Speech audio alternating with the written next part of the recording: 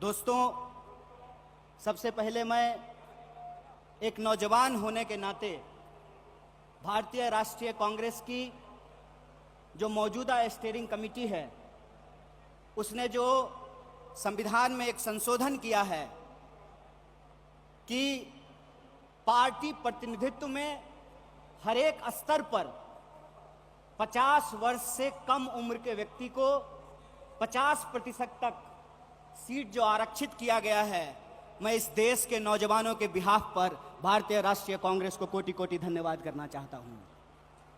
दोस्तों, मैं समझता हूं कि ये एक महत्वपूर्ण रेजोल्यूशन है। महत्वपूर्ण रेजोल्यूशन इसलिए है कि आप सब जानते हैं कि भारत दुनिया का सबसे नौजवान देश है। दुनिया का हर 5वां नौजवान कोई ना कोई भारतीय है। ऐसे वक्त में देश की दशा क्या होगी, देश की राजनीति क्या होगी, समाज का स्वरूप क्या होगा और हमारे आने वाले भविष्य का मुस्तकबिल क्या होगा, इसको इस देश का नौजवान तय करेंगे। कांग्रेस पार्टी ने इस बदलाव को महसूस किया है, उसके लिए हम अपने वरिष्ठ नेतृत्व को बहुत बहुत धन्यवाद देना चाहते हैं। दोस्तों, आज जब रायपुर में देश की सबसे पुरानी पार्टी उसका 50वां महाधिवेशन हो रहा है, तो हमारे सामने कुछ महत्वपूर्ण सवाल हैं और उन्हीं महत्वपूर्ण सवालों पर चर्चा करने के लिए यह हमारा डिस्कशन हो रहा है, यह प्लेनरी सेशन हो रहा है। और यहां मैं आपके बीच मौजूद हूं हमारे देश के इकोनॉमिक, आर्थिक और राजनीतिक रेजोल्यूशन क्या होना चाहिए उसके संबंध में कुछ बातें रखने के लिए। सबसे पहली बात तो हमको यह समझना चाहिए, देश की अर्थव्यवस्था देश के लोगों को नजरअंदाज करके नहीं चल सकती है। कोई भी ऐसी आर्थिक नीति जिसमें देश के लोगों को नजरअंदाज किया गया है, वो आर्थिक नीति देश की आर्थिक नीति नहीं हो सकती है। और आज हम जिस मोड़ पर खड़े हैं, हम देख रहे हैं कि नारा देश का लगाया जाता है, नाम देश का लिया जाता है और तिजोरियां दोस्त की भरी जाती है। ऐसी आर्थिक नीतियां आज इस देश के अंदर लाई जा रही है। मेरा एक सीधा सवाल है इस देश के हुक्मरानों से, कांग्रेस पार्टी का एक आम कार्यकर्ता होने के चलते, कि ऐसी कौन सी ऐसी नीति है कि देश गरीब हो रहा है। हमारा आर्थिक आंकड़ा हमको बताता है कि देश में सबसे ज्यादा बेरोजगारी है आज के वक्त में। कोई ऐसा सेक्टर नहीं है जहां बेरोजगारी सर चढ़ करके बोल नहीं रही है। आप तमाम सर्वे उठा करके देख लीजिए, लगातार अमीर और गरीब की खाई बढ़ती जा रही है। इस देश के संसाधनों पर मुट्ठी भर लोगों का कब्जा होता जा रहा है। वैसी परिस्थिति में जो देश की संकल्पना है, जिसको महात्मा गांधी ने देखा है, जिसको मौलाना अबुल कलाम आजाद ने देखा है, जिसको सुभाष चंद्र बोस ने देखा है, जिसको श्रीमती इंदिरा गांधी ने देखा, जिसको स्वर्गीय राजीव गांधी ने देखा, जिसको इस देश की संविधान ने इस रूप में वर्णित किया है कि देश देश के लोगों से बनता है। जब देश देश के लोगों से बनता है तो आप मुझे बताइए कि देश कैसे गरीब हो रहा है और देश के 2-4 पूंजीपति कैसे अमीर हो रहे हैं। यह कौन सी ऐसी जादू की छड़ी है जो मौजूदा सरकार चला रही है। आप मुझे बताइए कि आम लोगों की आमदनी घटती जा रही है और देश के 1-2 पूंजीपति दुनिया के अमीरों की सूची में जाकर के शुमार हो जाते हैं। मैं यहां यह बात स्पष्ट कर देना चाहता हूं, हमारी पार्टी अमीरों के खिलाफ नहीं है, हमारी पार्टी पूंजीपतियों के खिलाफ नहीं है, हमारी पार्टी उद्योग धंधों के खिलाफ नहीं है, हमारी पार्टी उद्योगपतियों के खिलाफ नहीं है। लेकिन हम ऐसा देश नहीं चाहते हैं जहां आम लोगों के पास रोटी नहीं हो और प्रधानमंत्री के पास चलने के लिए 8,500 करोड़ का विमान हो। हम ऐसा देश नहीं चाहते हैं कि इस देश के आम लोगों के हाथ में शिक्षा नहीं हो, कलम नहीं हो, स्लेट नहीं हो, कंप्यूटर नहीं हो, मोबाइल नहीं हो और इस देश की जो सरकारी संपत्तियां हैं, बीएसएनएल के बारे में क्या कहा गया? बीएसएनएल के बारे में कहा गया, बीएसएनएल का मतलब होता है भाई साहब नहीं लगेगा। अरे भाई साहब नहीं लगेगा तो आप मुझे बताइए कि जियो धन धनाधन कैसे करेगा? यह सवाल आज इस देश के सामने खड़ा है। सरकार क्या करेगी?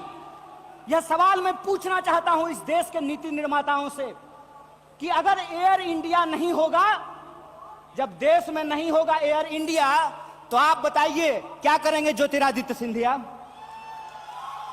जब एयर इंडिया नहीं होगा, जब रेलवे नहीं होगा, जब बीएसएनएल नहीं होगा, तो मैं कहता हूं कि इस देश में मंत्री की क्या जरूरत है? जब देश में जनता नहीं होगी तो फिर इस देश में सरकार की क्या जरूरत है?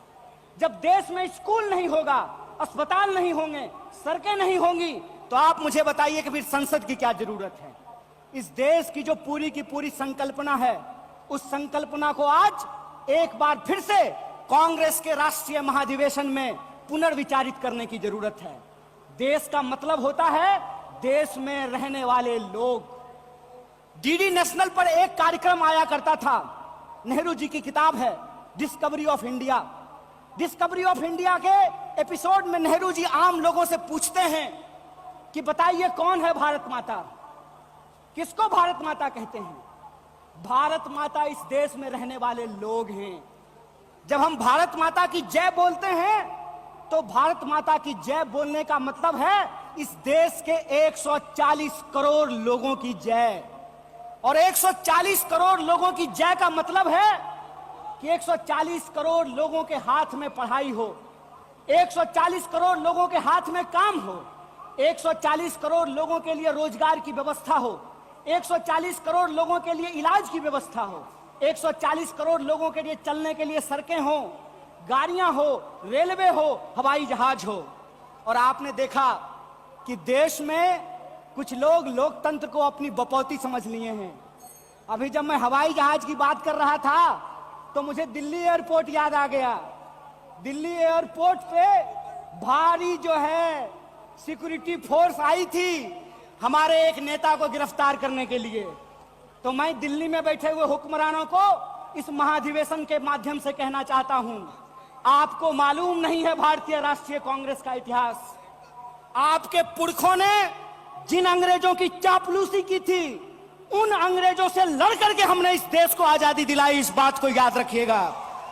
ना आपके जेल से डरेंगे, ना आपके मुकदमे से डरेंगे, ना आपकी लाठियों से डरेंगे, ना आपकी गोलियों से डरेंगे। भारतीय राष्ट्रीय कांग्रेस इस देश की पार्टी है और इस देश के हकूक के लिए लड़ती रहेगी। इस बात को याद रखिएगा।